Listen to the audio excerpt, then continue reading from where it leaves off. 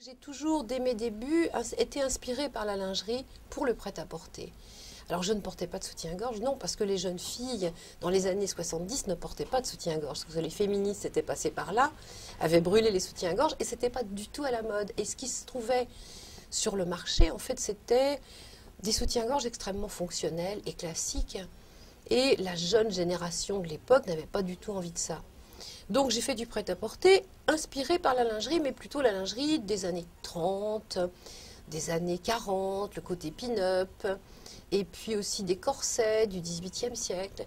Et je m'en suis inspirée pour faire des vêtements. Quelques années plus tard, j'ai eu envie, à un moment, de faire de la vraie lingerie.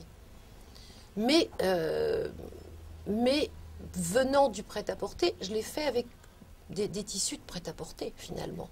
Des matières de mode, parce que les matières de lingerie de l'époque n'étaient pas du tout intéressantes. Il n'y avait rien de vraiment fantaisie et original. Donc mes premières lingeries, je les ai faites pour accessoiriser un défilé de mode. C'est-à-dire que j'avais une chemise et tout à coup j'ai eu envie de mettre la chemise ouverte sur un soutien-gorge. J'ai présenté ça dans un défilé. Ça a tout de suite accroché, parce qu'en fait personne ne le faisait.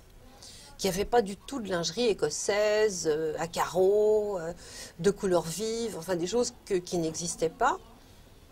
Et donc ma clientèle prête-à-porter me l'a réclamé et j'ai commencé comme ça la lingerie. J'ai imposé ce que j'aimais, c'est-à-dire le côté hyper féminin, le côté sophistiqué, glamour, mais quand même raffiné, le côté sexy mais jamais vulgaire.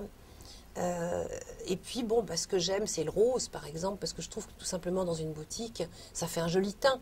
On est plus belle dans du rose que dans du vert. J'ai imposé ce que j'aimais, voilà, c'est-à-dire le capiton, le verre de Murano, ce côté intime, boudoir, chaleureux. C'est un coin personnel où on s'occupe de soi. Voilà. Et la lingerie pour moi, c'est un élément de séduction, oui, mais c'est surtout un élément de séduction pour soi-même. Quelque chose dans lequel on se sent bien pour se faire plaisir le matin, même si personne ne le voit.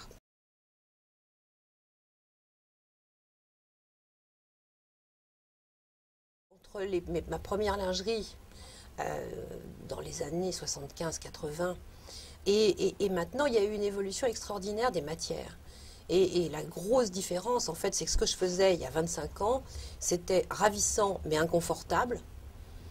Et qu'on n'arrivait pas non plus à donner ce côté seconde peau, parce qu'il n'y avait pas de matière assez fine et assez extensible pour le faire. Et c'est vrai que depuis 20 ans, je suis et je participe à l'élaboration de nouvelles matières. Parce que c'est clair que c'est très important de porter sur la peau. C'est vraiment la lingerie, c'est ce qu'on porte sur la peau. Donc la chose la plus importante, c'est que ça soit avant tout confortable. Bien sûr, il faut que ça soit esthétique, il faut que ça soit joli, mais il faut que ça soit confortable. Toutes ces nouvelles matières seconde peau sont très agréables à porter, très douces, et que, qui plus est maintenant, on a envie de matières naturelles. Et beaucoup de femmes nous réclament d'ailleurs des matières naturelles. Et donc, il y a toujours des évolutions à faire, oui, c'est vrai, de grosses évolutions à faire dans les et je m'y intéresse beaucoup.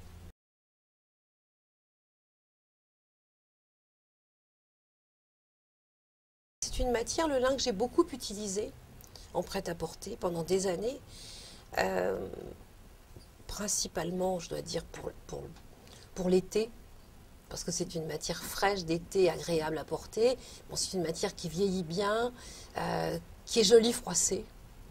Mais c'est vrai qu'en lingerie, c'est beaucoup plus difficile. Parce qu'il n'y a pas encore, on ne nous propose pas encore beaucoup de matière. Je pense qu'il y a encore beaucoup de progrès à faire pour la lingerie. J'ai utilisé beaucoup de lin, oui, dans toutes mes collections d'été. Il y avait du lin dans mes archives. En prêt-à-porter, oui. Alors si, en lin, j'ai fait aussi de la lingerie de nuit. En voile de lin, il y a des voiles de lin magnifiques, très fins, qui sont parfaits pour de la lingerie de nuit d'été, pour des nuisettes, pour des petites robes de chambre, des petits déshabillés. J'ai fait aussi de la lingerie, de la corsetterie en lin, mais alors à ce moment-là, plus de la corsetterie, pas trop corsetterie, c'est-à-dire des soutiens-gorge triangles, avec des bordés de dentelle, avec des incrustations de dentelle. C'est extrêmement joli de mélanger du lin avec de la dentelle. en incrustation, ou des choses un peu flottantes, des petites culottes un peu flottantes. J'ai même fait des bas en lin, en fil de lin il y a quelques années. Mais c'est vrai qu'en corsetterie traditionnelle, c'est plus limité. C'est-à-dire qu'il faut vraiment trouver la matière qui soit en même temps extensible.